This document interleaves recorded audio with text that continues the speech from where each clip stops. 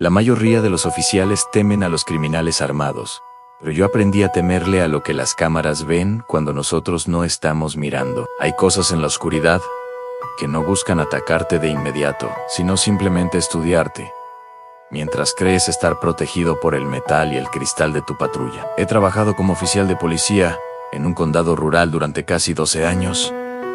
En ese tiempo, uno cree que lo ha visto todo en accidentes espantosos, crímenes violentos y situaciones que te quitan la fe en la humanidad. Pero nada me preparó para lo que descubrí hace 3 meses en la grabación de mi propia cámara corporal. Todo ocurrió durante un turno de cementerio, esas horas muertas entre las 2 y las 4 de la mañana, donde el mundo parece detenerse y lo único que te acompaña es el zumbido de la radio y la luz amarillenta de los faros. Me encontraba patrullando una sección de la carretera estatal que atraviesa una zona boscosa conocida como el Valle de los Pinos Bajos, un lugar donde no hay señal de celular y el asfalto es tan viejo que los neumáticos emiten un quejido constante al rodar. Alrededor de las 3:15, decidí detenerme en un pequeño ensanchamiento de tierra, a un costado del camino, para terminar de redactar un informe sobre un incidente de vandalismo que había atendido horas antes. La oscuridad allí es absoluta. Si apagas las luces del coche, el bosque parece tragarse el vehículo en cuestión de segundos. Mantuve el motor encendido y la luz interior de la patrulla apagada para no arruinar mi visión nocturna, dejando solo el brillo tenue de la pantalla de mi laptop, iluminando mi rostro. El silencio era tan denso que podía escuchar el funcionamiento interno del disco duro y mi propia respiración. En ese momento, recuerdo haber sentido una leve corriente de aire frío dentro de la cabina, una sensación extraña, porque la calefacción estaba encendida, pero la atribuí a alguna filtración en el sellado de la puerta vieja. También tuve esa punzada instintiva en la nuca, esa alarma biológica que te dice que alguien te está mirando. Pero cuando revisé los espejos y escaneé los árboles con mi linterna desde la ventana, no vi nada más que troncos retorcidos y sombras que se mecían con el viento. Terminé el informe, puse el coche en marcha y regresé a la estación sin incidentes. 2 días después, durante una auditoría rutinaria de las cámaras corporales, solicitada por el departamento, me senté frente al monitor para revisar el metraje de esa noche. La política del condado exige que las cámaras estén encendidas durante cualquier parada, incluso si es solo para redactar papeleo en una zona de alto riesgo. Avancé el video rápidamente hasta llegar al momento en que me estacioné en el Valle de los Pinos Bajos en la pantalla. La imagen granulada y de gran angular mostraba el interior de la patrulla desde mi pecho. Podía verme a mí mismo tecleando en la laptop, con el rostro iluminado por el resplandor azulado de la pantalla. Todo parecía normal durante los primeros 3 minutos. Sin embargo, mi sangre se congeló cuando noté un movimiento sutil en el borde izquierdo del encuadre, justo fuera de la ventana del conductor. Desde la negrura absoluta del bosque, una figura comenzó a materializarse. No salió de entre los árboles de forma brusca. Simplemente pareció emerger de la oscuridad, como si se estuviera filtrando a través de la realidad. Era una entidad increíblemente delgada y alta, con una piel tan pálida que brillaba débilmente bajo la luz infrarroja de la cámara, similar al color de un hueso viejo que ha estado bajo el sol demasiado tiempo. No tenía ropa, pero su cuerpo era una masa de extremidades largas y articulaciones que se movían con una fluidez antinatural. Con una lentitud exasperante, la figura se acercó a la patrulla. Mi yo del pasado seguía tecleando, totalmente ajeno a que esa cosa estaba ahora a menos de 1 metro de distancia. El ser se detuvo justo al lado de la ventana del conductor y permaneció allí, inmóvil, observándome. Lo más aterrador fue el tiempo. Miré el reloj del video, pasaron 5 minutos, luego 7, luego 9. Durante ese tiempo, la criatura no parpadeó ni se movió 1 solo centímetro. Se limitó a inclinar levemente la cabeza, estudiando mis movimientos, mientras yo escribía sobre adolescentes rompiendo ventanas. En el video, en el minuto 8, se puede ver cómo la figura levanta una mano larga, con dedos que terminaban en puntas romas, y la acerca lentamente al cristal de mi ventana. Sus dedos quedaron a milímetros de tocar el vidrio, justo a la altura de mi cuello. En ese instante exacto del metraje, mi yo del pasado se detuvo y miró hacia el espejo retrovisor, tal como recordaba haberlo hecho esa noche por la sensación de inquietud. En el video, la criatura no se asustó ni huyó, simplemente se quedó allí, esperando, con su mano casi rozando el cristal. Cuando en la grabación finalmente puse el coche en marcha y las luces de posición se encendieron, la figura dio un paso atrás hacia la oscuridad con una velocidad que la cámara apenas pudo registrar, como un borrón blanco. Desapareció en el bosque, un segundo antes de que yo girara la cabeza para mirar por la ventana. Me quedé mirando el monitor de la estación durante media hora después de que el video terminara, sintiendo una náusea profunda y una debilidad en las piernas que me obligó a sentarme. Lo que más me persigue no es solo lo cerca que estuvo, sino el hecho de que esa cosa tuvo 10 minutos completos para romper el vidrio o hacer algo, pero eligió simplemente observar. Al día siguiente, pedí el traslado a patrullas diurnas en la ciudad, alegando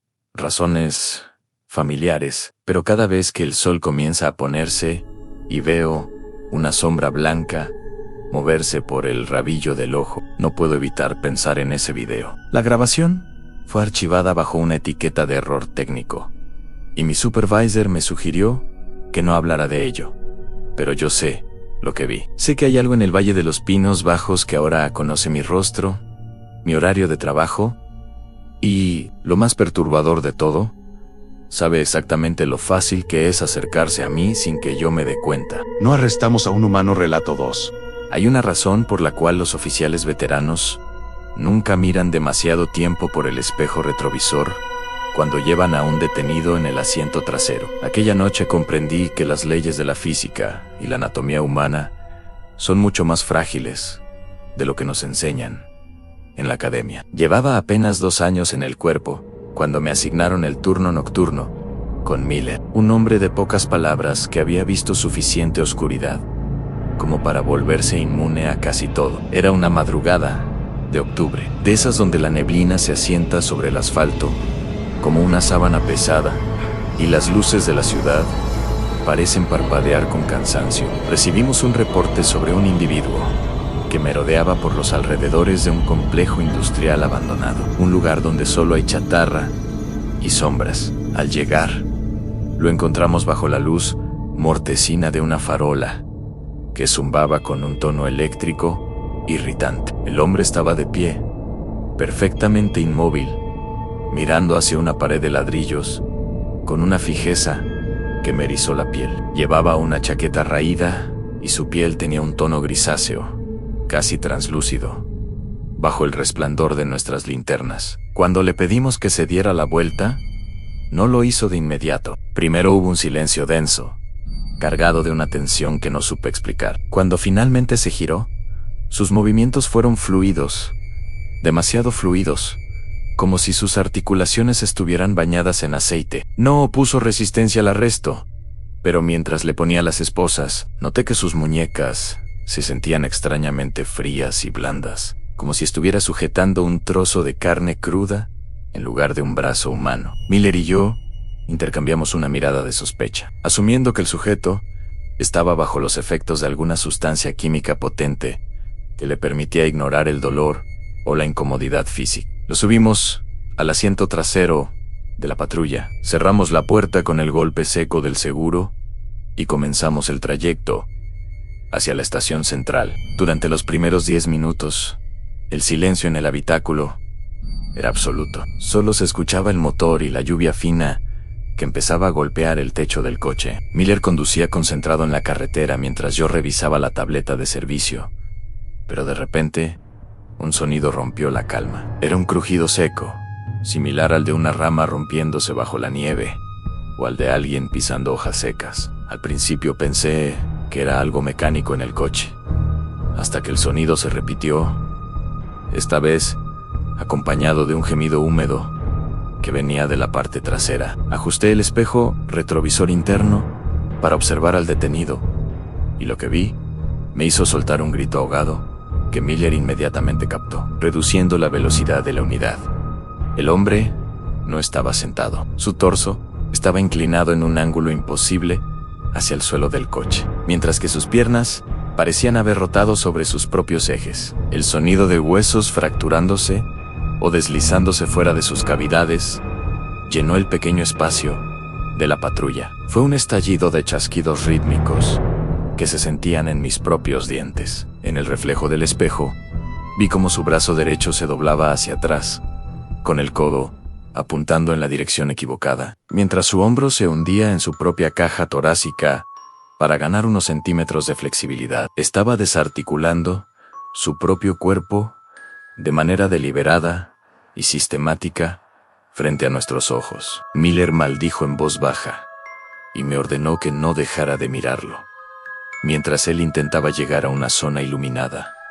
Pero el horror apenas comenzaba. La rejilla de seguridad que divide los asientos delanteros de los traseros tiene una pequeña abertura de apenas 10 centímetros para permitir el flujo de aire y la comunicación. A través del espejo divisor, vi cómo la cabeza del sospechoso comenzaba a girar lentamente hacia esa ranura. Su cuello se estiró de una forma grotesca, revelando tendones tensos que vibraban como cuerdas de violín bajo la piel pálida. Sus ojos, que ahora estaban completamente negros, se fijaron en los míos a través del cristal. El sonido de los huesos crujiendo se intensificó, convirtiéndose en un ruido de molienda constante, como si estuviera triturando su propio esqueleto para volverse maleable. Una mano larga, con dedos que parecían haber ganado varios centímetros de longitud, apareció de repente en el borde de la rejilla. Las articulaciones de los dedos se movían de forma independiente, como las patas de una araña intentando colarse por una grieta. El hombre estaba intentando pasar a través de la pequeña rejilla de seguridad, comprimiendo sus órganos y huesos contra el metal con una fuerza inhumana. El olor en el coche cambió de repente. Un aroma a ozono y a hierro viejo inundó mis fosas nasales, mientras escuchaba cómo su mandíbula se desencajaba con un chasquido violento para permitir que su cráneo se achatara contra el borde del acero. Miller gritó que sacara mi arma, pero mis manos estaban congeladas por un terror primario, observando cómo la parte superior de su frente comenzaba a asomarse por el espacio que no debería haber permitido el paso ni de un antebrazo. Aceleramos por la carretera desierta, mientras el sonido de los impactos contra el metal se volvía frenético. No eran golpes de alguien intentando escapar, eran los sonidos de una masa de carne y hueso reorganizándose para caber donde no debía. Justo cuando la punta de su nariz ensangrentada logró cruzar al lado delantero, Miller dio un volantazo y frenó en seco frente a una gasolinera iluminada. El impacto de la detención hizo que la figura en el asiento trasero se replegara violentamente hacia atrás. Saltamos del coche con las armas desenfundadas, gritando órdenes que nadie iba a obedecer. Con las manos temblorosas, abrí la puerta trasera, esperando encontrarme con una masa de carne destrozada o un cadáver deforme.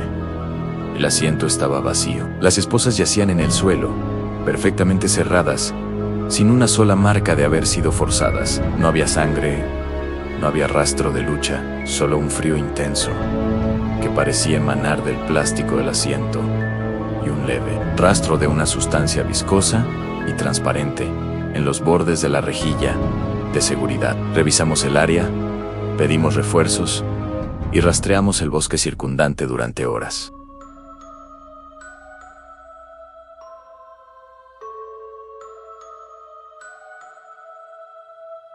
El reporte oficial habló de un sospechoso que logró evadir la custodia por un error en el cierre de la puerta.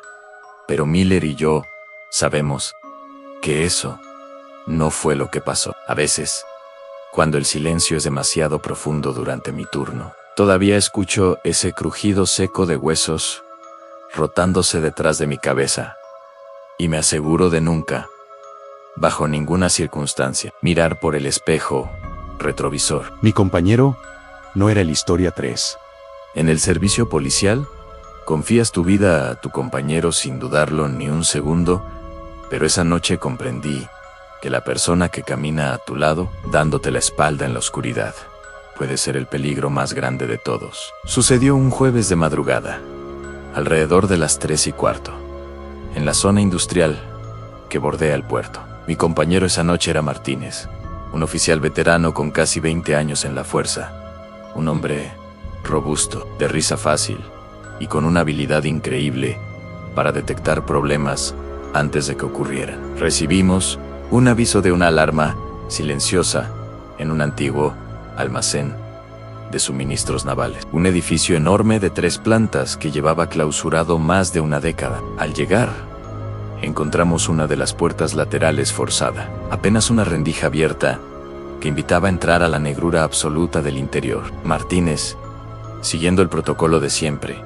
desenfundó su arma y su linterna. Me hizo una señal con la cabeza y entró primero, mientras yo cubría su espalda antes de internarme tras él. El aire dentro del almacén era pesado, cargado de un olor a hierro oxidado, humedad y polvo acumulado durante años. Nuestras linternas apenas lograban cortar la densidad del ambiente, proyectando haces de luz que revelaban cajas de madera apiladas hasta el techo y maquinaria cubierta por plásticos que parecían fantasmas bajo el resplandor blanco. Caminábamos en silencio, intentando que nuestras botas no hicieran demasiado ruido sobre el concreto agrietado, pero cada paso parecía resonar en la estructura metálica del techo como un trueno lejano. Martínez iba a unos 2 o 3 metros delante de mí, moviéndose con una agilidad que me sorprendió. Su silueta se recortaba contra la luz de mi propia linterna, y apenas podía ver el brillo de su parche de unidad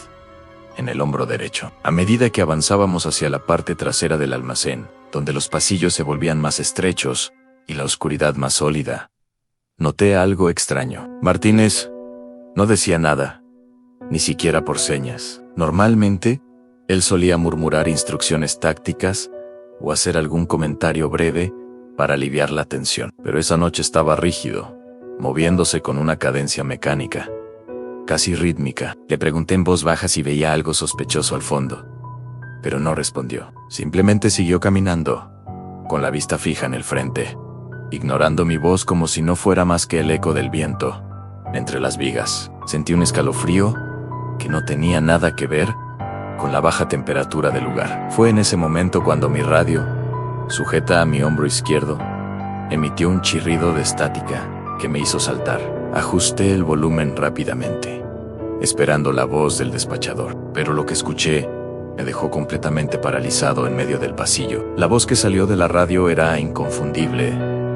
Era Martínez. Sonaba desesperado, con la respiración entrecortada y un tono de terror puro que nunca le había escuchado en todos los años que llevábamos trabajando juntos. Decía que se había quedado atrapado en la entrada principal, que algo le había golpeado la pierna al intentar forzar la cerradura exterior y que necesitaba apoyo inmediato, porque escuchaba pasos acercándose a él desde la niebla de la calle. Me quedé congelado, mirando la espalda del hombre que caminaba apenas a 2 pasos de mí. Era la misma chaqueta de servicio, el mismo cinturón táctico, el mismo corte de pelo canoso.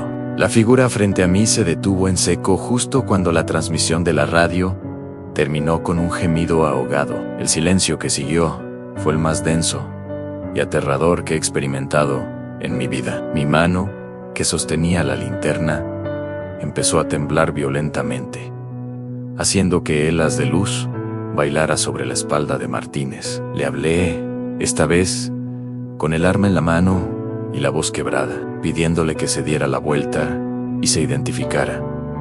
Pero la figura permaneció inmóvil, dándome la espalda en la penumbra. Lentamente, aquel ser comenzó a girar el cuello hacia atrás. No fue un movimiento humano. No hubo movimiento de hombros ni de torso. Su cabeza rotó sobre el eje de su cuello, con un sonido de cuero viejo, estirándose y huesos crujiendo levemente, hasta que estuvo casi mirando por encima de su propio hombro. No pude ver su rostro completo, pero la luz de mi linterna alcanzó a iluminar un perfil que parecía una máscara de cera mal moldeada. La piel estaba tensa, carente de poros o arrugas, y donde debería estar el ojo, solo había una cuenca profunda y oscura que parecía absorber la luz.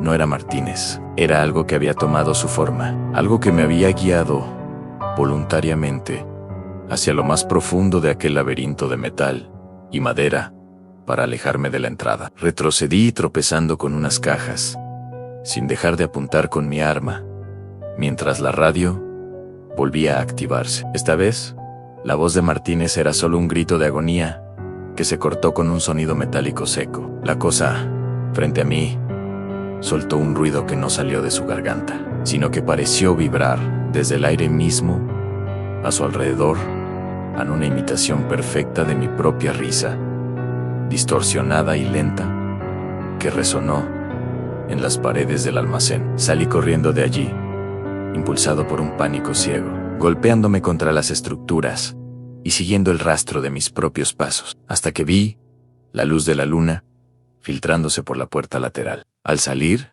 encontré a Martínez tirado en el suelo. Junto a la patrulla, estaba inconsciente, con una herida profunda en la cabeza y su radio destrozada a unos metros. Pero estaba vivo. Cuando despertó en el hospital, me juró que nunca llegó a entrar al almacén. Dijo que algo lo había golpeado por detrás. Apenas puso un pie en el umbral, y que lo último que recordaba era ver alguien exactamente igual a él caminando hacia la oscuridad, mientras yo lo seguía. Renuncié al departamento poco después. A veces, cuando camino de noche y escucho pasos rítmicos detrás de mí, me pregunto si lo que se quedó en aquel almacén sigue buscando un nuevo rostro que imitar. Y si la próxima vez que escuche la voz de un amigo por el teléfono o la radio, estaré hablando realmente con él o con aquello que aprendió a cazarnos usando nuestra propia confianza.